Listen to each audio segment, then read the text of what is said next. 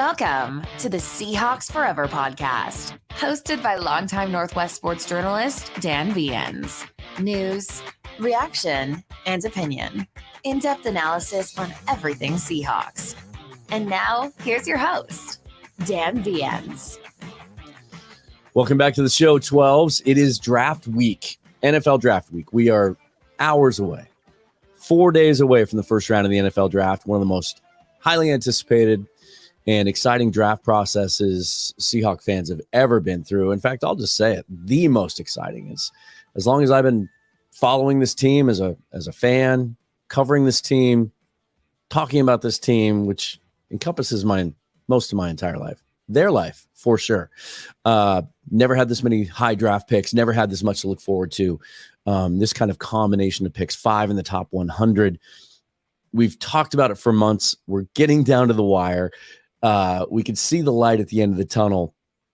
Some things are clearer and some things are muddier. And that's just part of the fun of the whole draft. And so to help me dissect and understand some of this, it is my pleasure to welcome to the show Emory Hunt of CBS Sports and also author of the Football Gameplan Draft Guide. You've heard him on the Field Goals podcast with Dana and I, and you've heard him on Dana's show as well. Emory, it's good to have you, man. Glad to be here, man. I appreciate you bringing me on. I think you told me before we went live that this is about your 40th podcast or radio hit. You've probably looked at this draft about every possible way you can. Yeah, and especially when you dive deep like I do, over 1,000 individual scouting reports in that draft guide, you've seen a lot, you've watched a lot, and you're kind of ready to see how it all plays out. And the thing I love about you, and I think one of the angles we're going to take today is we're going to do a little bit of a deeper dive. You really love the small school guys. You go to some of the all-star games that aren't as renowned, don't get the TV time because you like to see some of those smaller prospects. You can go to 1,000. You cover the XFL and the USFL. We chatted about that a little bit before we hit record. That's kind of the angle that I want to take on some of this stuff, because by this point, even the casual Seahawk fan or fans of any teams, there's enough resources out there and they've done enough research that they've heard all the big names.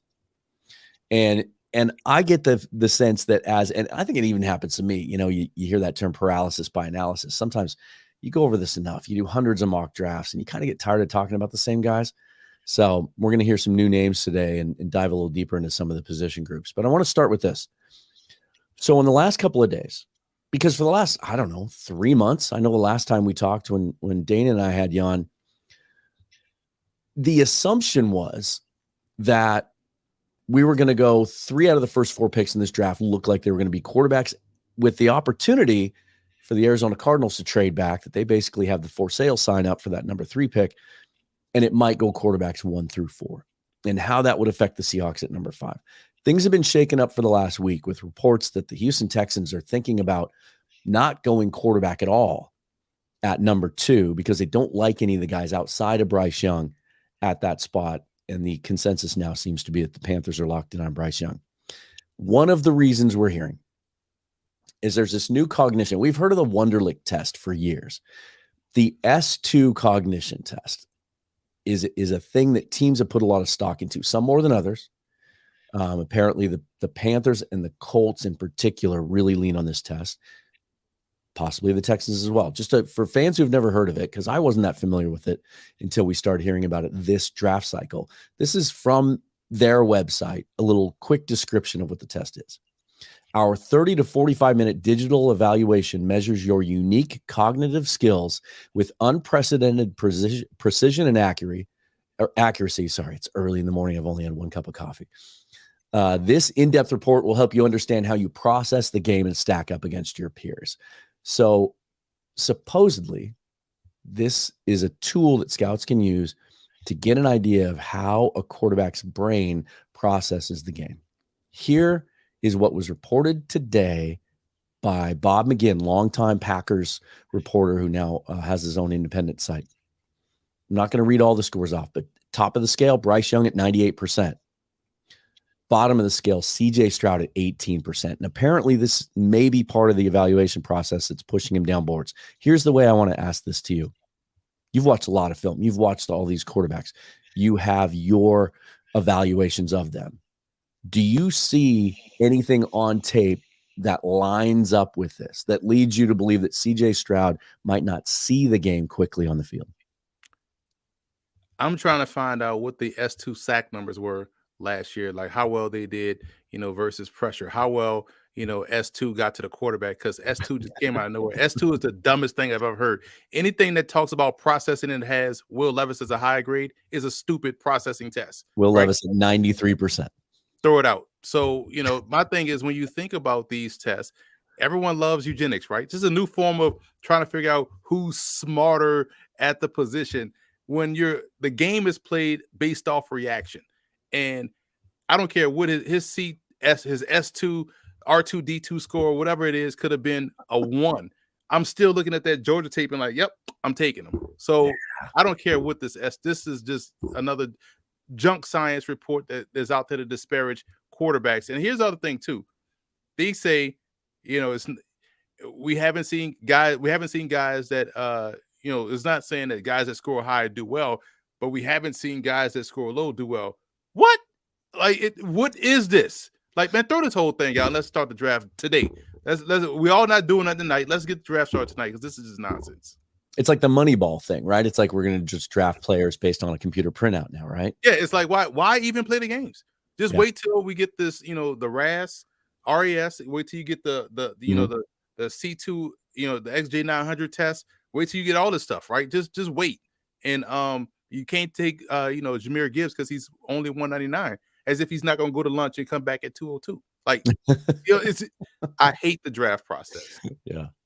Do you think that the Texans are making a mistake if they pass on quarterback at 2? Absolutely. Go out there with Davis Mills again and watch you have a capacity crowd of 5 at the stadium. Let's talk quarterbacks first, because this has been a debate ever since the offseason started. And part of it because Pete Carroll and John Schneider have been open about their interest in the process of looking at the quarterbacks, because they just aren't used to drafting this high, and this is a rare opportunity for them.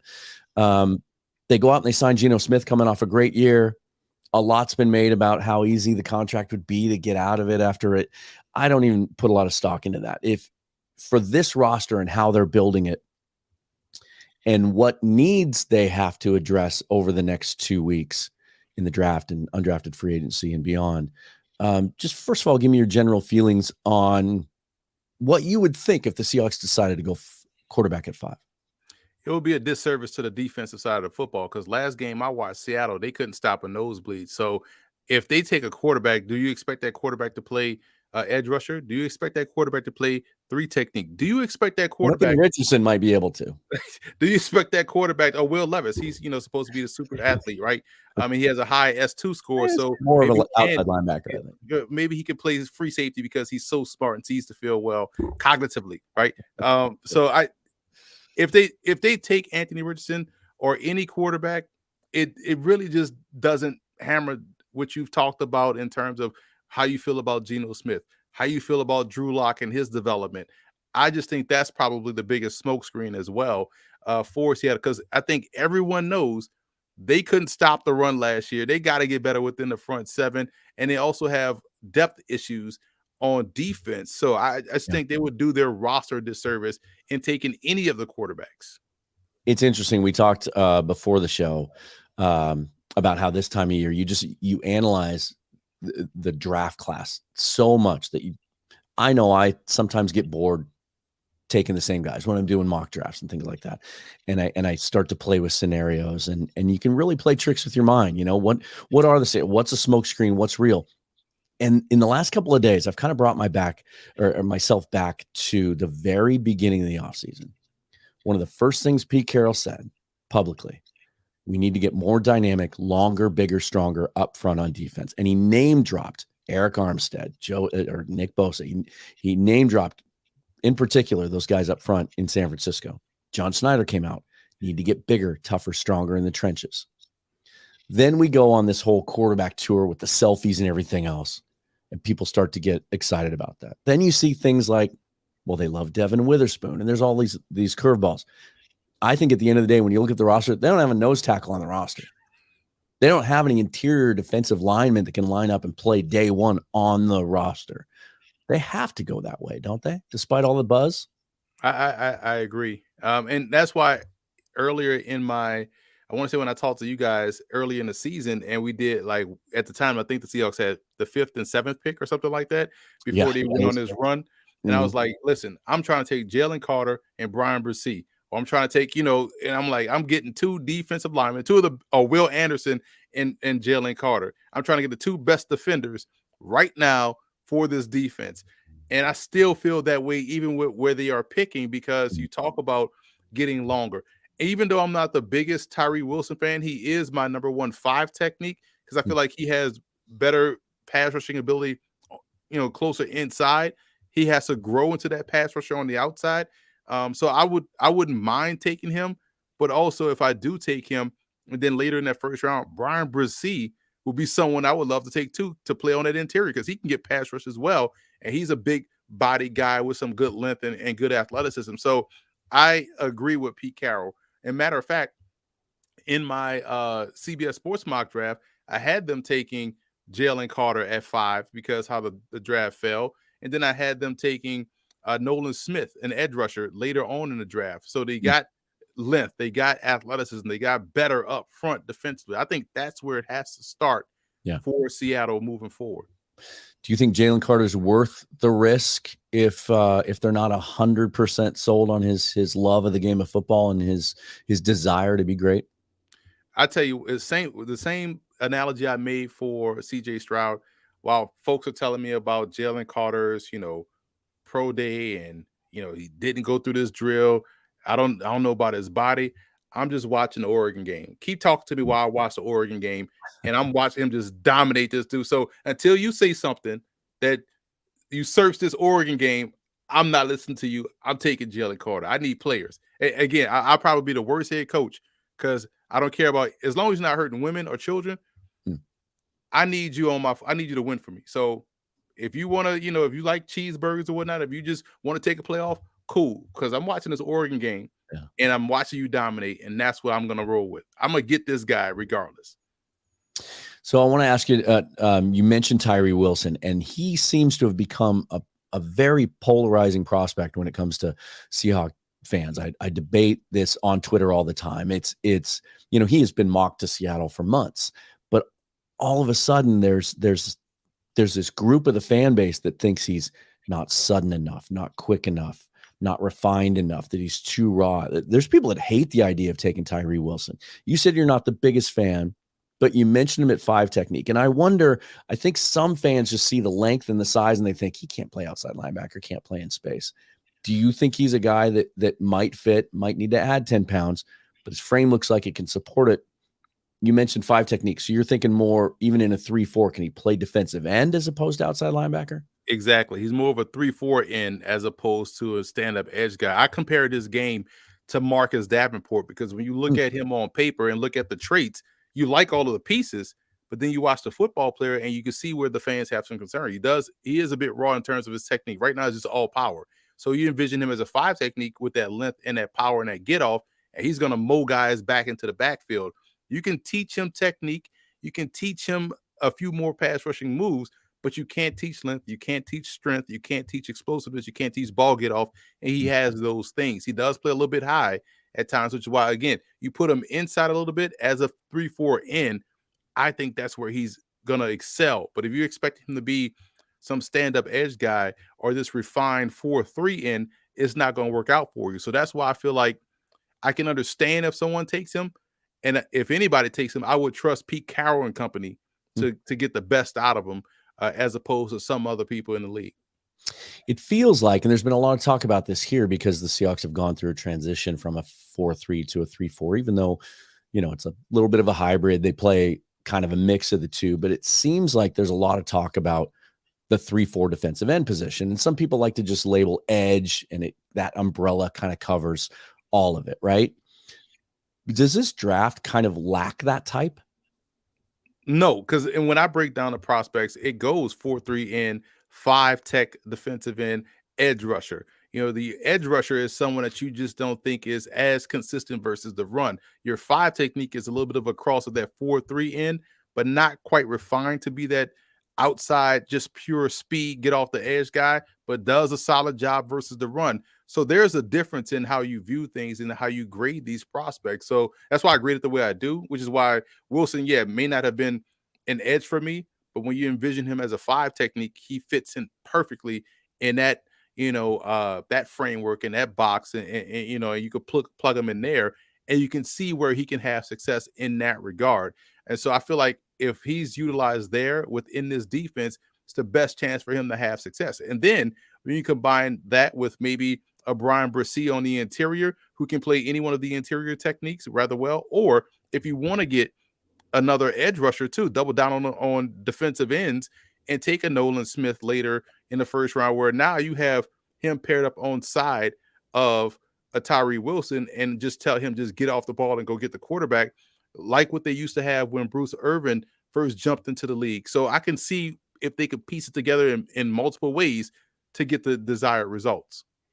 Now, you keep coming back to Bryan Bresee, and he's fascinating to me because, midway through the college football season, or even at the beginning of the offseason when draft mock season started, he was a guy that was widely considered a first-round pick, maybe top 15, and a lot of people thought he was a fit for the Seahawks. For whatever reason, he has fallen, and you routinely now see him slipping out of the first round in mock drafts.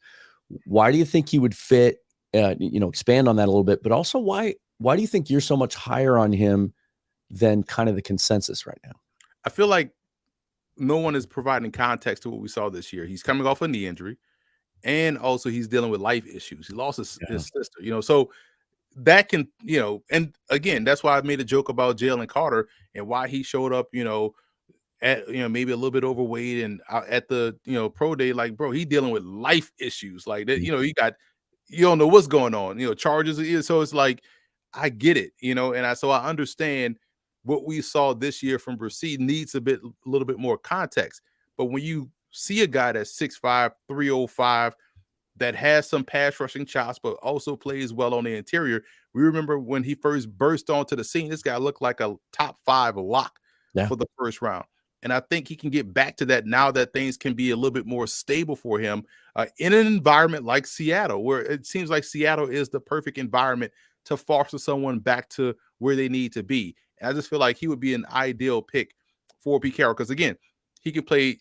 I even see a potential for him to be a 5 tech as well. I think he's super versatile, and you get enough versatility up on that front. Now you're cooking with gas. Now you're able to be creative in how you deploy your fronts versus certain teams. Now you're being more disruptive up front. You mentioned Nolan Smith a few times. He's a guy that blew up the combine, dynamic athlete, was hurt most of last year, torn pec, cost him some time.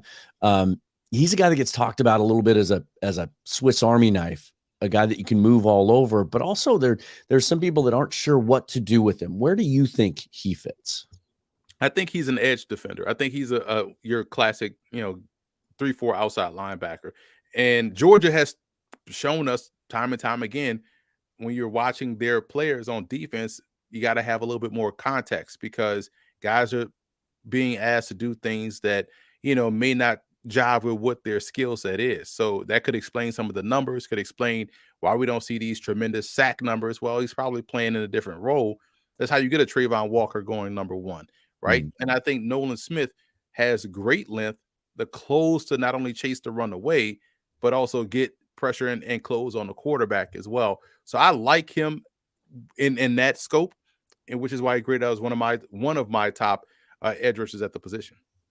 Another guy that I kind of, in my view, I sort of put in that Bryan Bresee category. He's a guy who has all the size and length and athletic specs and everything else, and would seem to fit what Seattle needs right now, but also kind of has slipped through the cracks, and maybe the production on tape didn't match this year. What the numbers on paper look like, that's a little bit of a mystery, is Myles Murphy. And he's a guy that I've seen mocked anywhere from 10 all the way down to 20 and being available. What's your take on Myles Murphy? I think he's a really good player, man. In my latest mock, I had him going to 10 to the Eagles and taking him as opposed to another position because I feel like he's getting undervalued. Very good edge setter in the run game. So he's able to, close that front door or the back door and force you into a one-dimensional role as a runner, then shows the ability to get off the block and make the tackle. And I feel like his consistency over time should be something that people should weigh heavily. And again, we're coming from a program at Clemson that seems to have a D-line factory, right? If you all the way back to the late great Gaines Adams that started this trend of guys just coming out of that program at defensive end. They all look alike in terms of style, built, and how they play. So I like him. I think he's someone that also could give you what you need as a pass rusher, more so than someone else. Yeah. Another guy that kind of fits that mold I want to talk about before we get out of the first round is Keon White, Georgia Tech. Was invited to the combine, the draft, one of only 17 to do that, which I found interesting because he typically has fallen out of the first round. I mean, at the beginning of the offseason, Daniel Jeremiah had him 8 on his big board. He slipped into the 20s, but I see him routinely going in the second round. The fact that the NFL has invited him to the draft indicates to me that their intel is they think he's going to go in the first round. To me, he feels like a fit also. How do you feel about Keon White? Same way I do about Murphy. I feel like White, again, it wasn't pretty to watch Georgia Tech over the last couple of years. They just hadn't been good. Outside of Jahmyr Gibbs before he transferred, and then Keon White, you see someone that's just like, wow, he's got a good ball get off. He's strong. He pursues the ball rather well. He plays hard throughout the course of a game, doesn't take plays off, and also has the length and athleticism that you look for. So he's checking boxes as you're watching Georgia Tech play defense, and it's not surprising to see him get invited because that also tells you that they expect a run on defensive ends or edge guys, which then pushes guys up. Or he could also be there for day 2, because they also showcase guys that getting their name called on day 2 as well.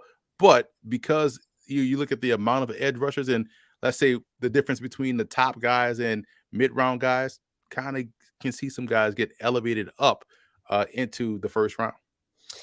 I want to get your take on this as well. White's one of those guys that's a little older. He's 24, and it seems like there's more top prospects that are considered quote-unquote overaged in this draft because a lot of them took advantage of the extra COVID year, played 4 or 5 years, some of them 6. If you're a scout working for a team, how much weight are you going to put on that? Because a lot of fans hate the idea of taking an older prospect. Fans are fans get tied into what they constantly see and hear and read. But fans will also tell you in week 9 when White is out there balling, no one cares how old he is. No one cares what this guy's S2 score is or what this guy's 3-cone drill is. You're just happy he just made a sack or just happy this guy threw a touchdown pass. So I think we got to take a little bit of context and all that stuff. Like age is only relevant for, upside purposes. But if you're telling me if I'm taking and here's the thing, if I'm taking an older player in round 1, the mindset of taking a first round player is an impact guy that can help me right now. So I wouldn't mind taking an older guy on defense that could help me right now. And we got to get out of this old school mindset of thinking, this guy is going to help us for a decade plus. Like you're lucky to have your guy on your team for 4 to 5 years now. Like everybody seems to be, they move on from guys a lot quicker now because of the rookie wage scale. So just think in terms of, can this guy help us for 3 to 4 years?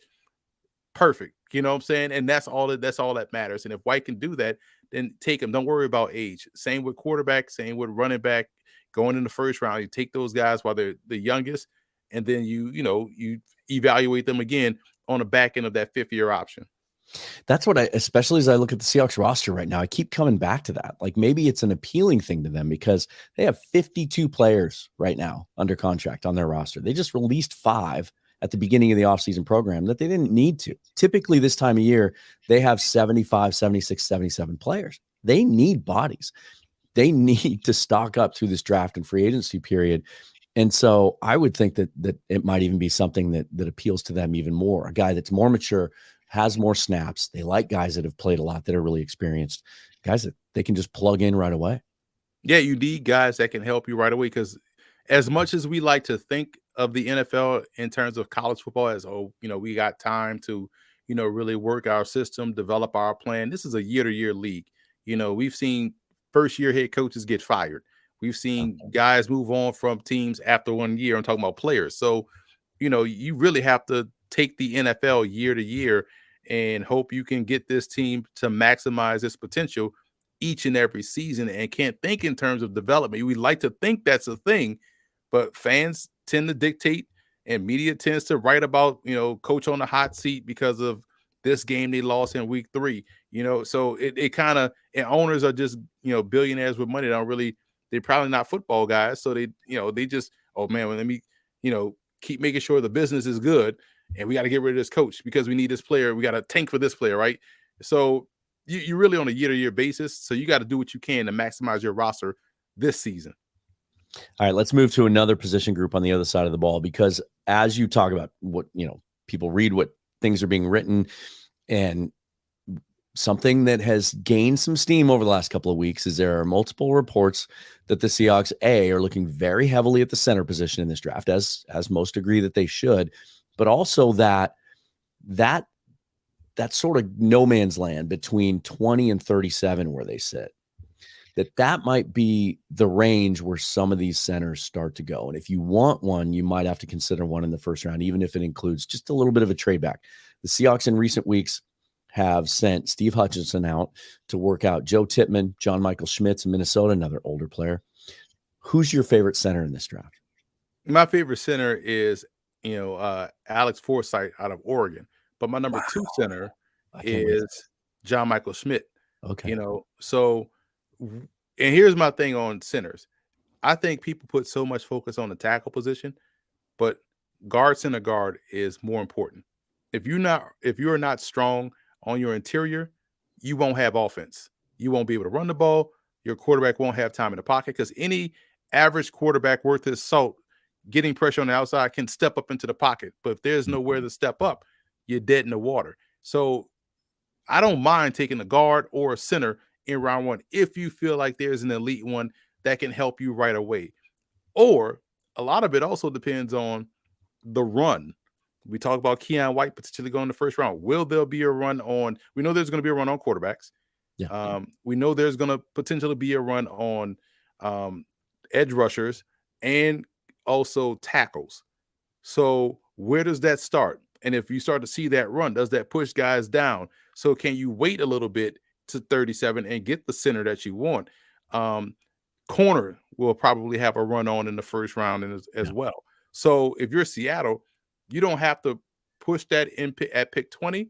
Now you might want to get a little creative and pick 37. Or if you sit there and say, okay, we can get the guy that we have targeted probably at pick 25. Jumping teams want to move up, maybe grab a Bijan or a Jahmyr Gibbs, and you could back into 5 spots, get your guy while also moving up in round 2 to kind of sandwich it in. Say, hey, I'm going to get the center earlier in round 2 down because I moved up, as opposed to then waiting at 20, taking a guy you could move down a little bit. So there's ways to work it. I don't think they have to take one in round 1. I think they'll be fine trying to maneuver within round 2 to get the guy they want.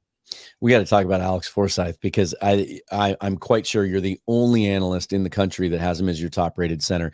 It's funny because he is the first center that I watched this offseason at all. And the very first snap that I saw, he was snapping the ball, pulling off tackle and getting to the second level, and it was really impressive. Typically, he's a guy early in the process that seemed to be rated higher, and now he's slipped down, and he's routinely taken in most mock drafts, or at least on most big boards, on day 3. What is it about him that you see that maybe the others aren't? Consistency and athleticism. I'm big for offensive linemen that can move, because that just expands your offense. It expands your run game. It expands your ability to throw the football from different spots. And we know everyone on defense now is athletic. They can get after the quarterback. You got to be able to change up that launch pad spot. But if you can't, because you have an offensive line that can just play within this box, it's tough. But if you can get guys out on the move and get creative, it just makes your offense that much more fluid, that much more dynamic, and it makes you tougher to defend. So I've always loved athletic offensive linemen, and I think he does a great job consistently on a game-to-game, rep-to-rep basis. And over the last 5 years, I feel like Oregon has done a fantastic job in not only recruiting, but developing these offensive linemen. So I found myself becoming enamored with the guys that they are able to bring in. And anytime I'm getting ready for draft stuff, it's like, man, this is a really good, consistent, clean offensive lineman that can play a long time. Michael Smith is my second center. Fantastic player, dominant on both ends of offense, really good Senior Bowl week. So if you told me you wanted to go that route, you wouldn't get an argument out of me, because I feel like both guys are really good centers. Let's go to day 2 because this is my favorite part of this draft. There's, the Seahawks have 3 picks on day 2. I wish they had 10. It seems especially that a lot of what appears to be sort of the consensus big boards and guys that are going to be taken on day 2 line up really well with what they need. And there's a bunch of edge rushers, bunch of D linemen. Who are some of your favorite front 7 guys on day 2? Well, I don't know where they're going to go because the draft is always ridiculous. So I'll just give you some of my guys that I just think are really good players. I'm a big Caleb Murphy guy out of Ferris State, 25 and a half sacks last season. Like, that's just ridiculous production. I don't care what level you play. And he also showed at the Shrine game that he can drop back in coverage and cover tight ends and didn't look awkward in space. Big fan of what he brings to the table. You also look at linebacker Deion Henley. I think he should be able to be. I think he should go in the first round because I think he's just a phenomenal talent. I think he's I view him how I view Jordan Brooks, but I also view Henley like I viewed Fred Warner. I think Henley is an underrated superstar. So I feel like he is someone that's going to be available probably on the second day, but I would definitely take him because I feel like he does a great job, not only covering, former wide receiver turned linebacker, understands defense from an offensive perspective and has ball skills.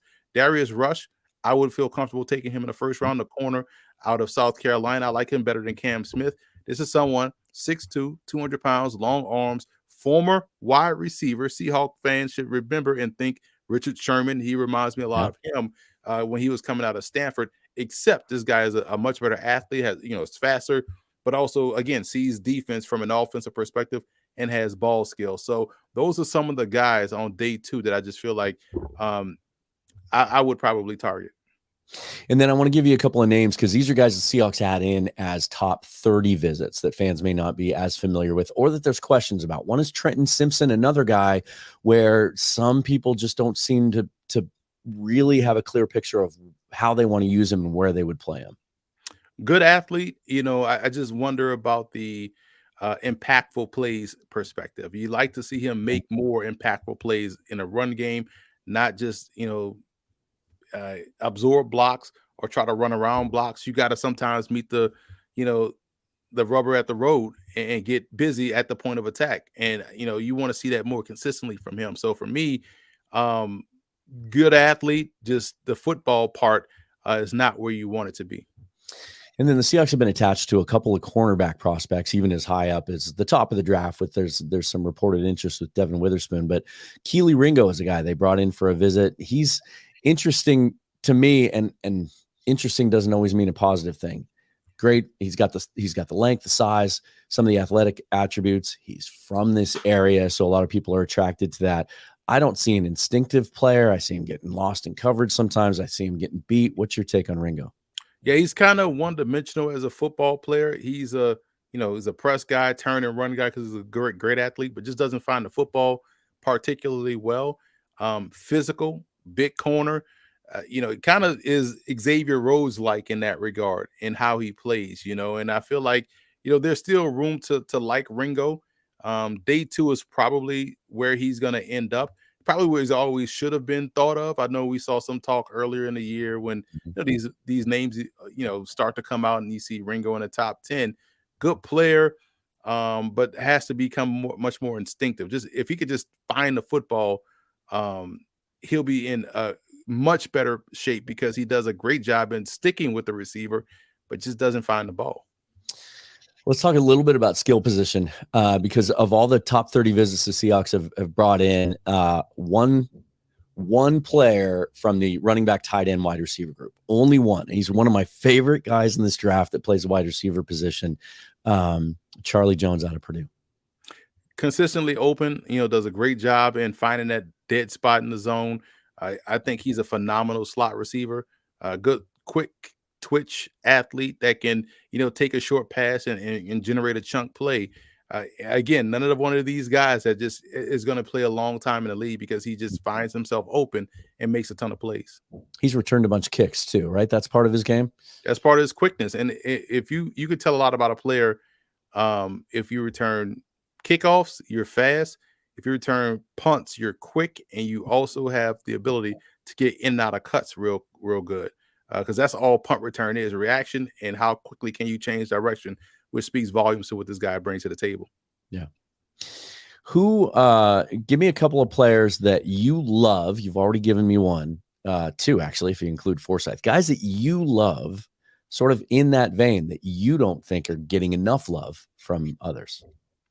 Deuce Vaughn, because people, love to, at this time of the year, people love to talk about, S2 scores, RAS, 3-cone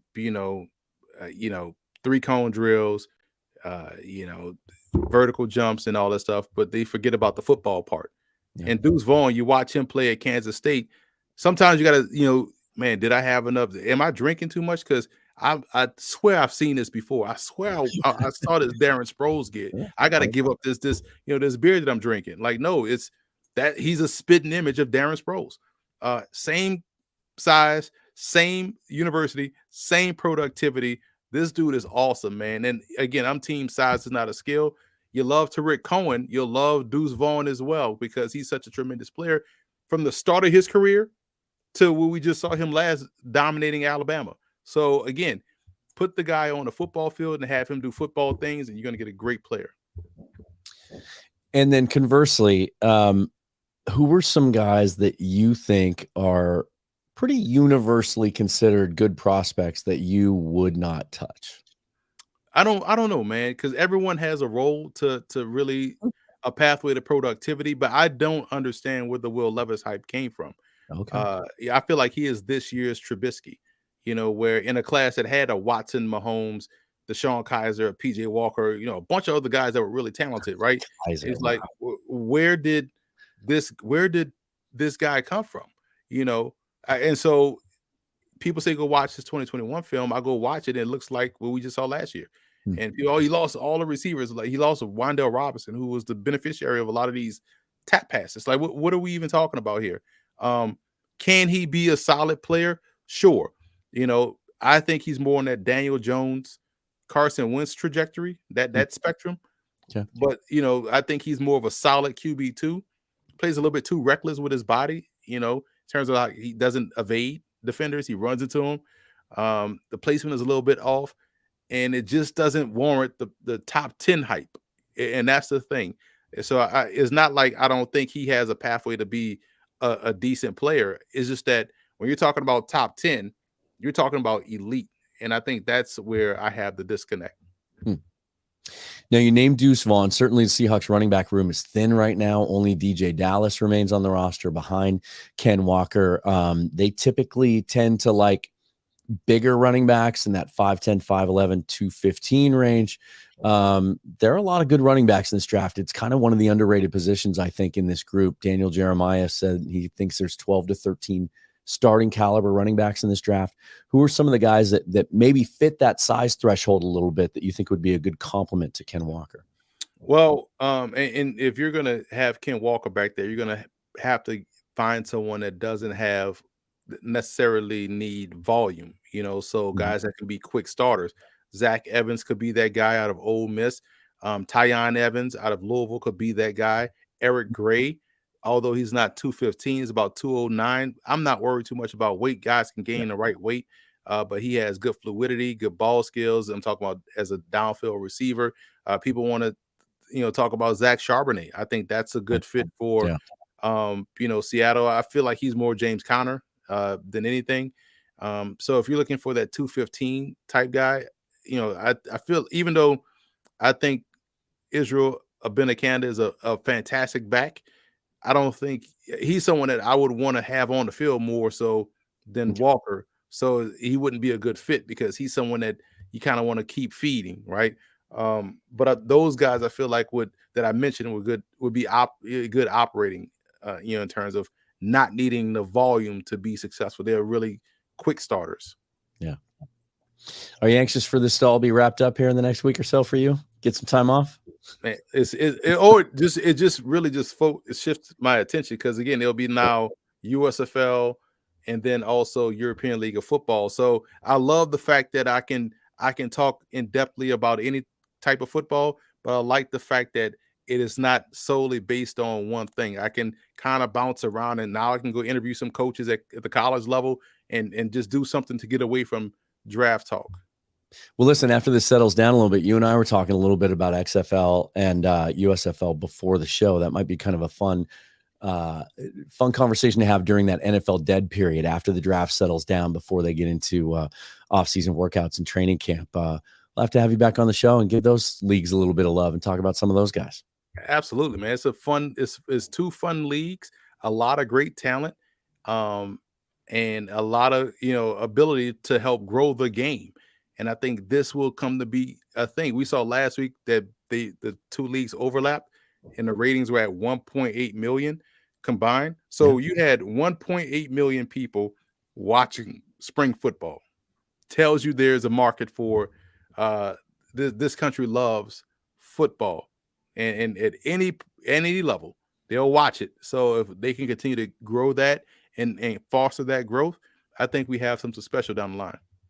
I agree. This country does love football, and man, they're going to love this draft, and Seahawk fans are going to love it. Can't wait to see the ratings numbers here locally for the draft. It's probably going to be off the charts. Emory Hunt from CBS Sports and Football Gameplan Draft Guide. Thanks for joining me, my friend. It was great. We could talk for another hour, I'm sure, but I'm going to let you get to your other 10 radio hits that you have the rest of the week. Thank you. I appreciate that. Fans can go pick up the PDF copy at footballgameplan.com/2023 draft guide. Over 1,000 individual scouting reports dropped in your inbox as a PDF as soon as you place the order. There you go. Then you can be the expert on draft day when you can tell all your friends about the prospects the Seahawks just took. Thanks for your time, man. We'll talk again soon. Appreciate it. That's going to do it for me. Follow me on Twitter at Seahawks Forever. Subscribe to the YouTube page. Check out Locked on Seahawks with Corbin Smith later today. I'm going to be joining him on that show. And be here on Thursday. I'm going to live stream the entire first round. We'll have some guests on here. We'll react live to all of the drama of that night. Until then, I'm Dan Viens. Thanks for listening.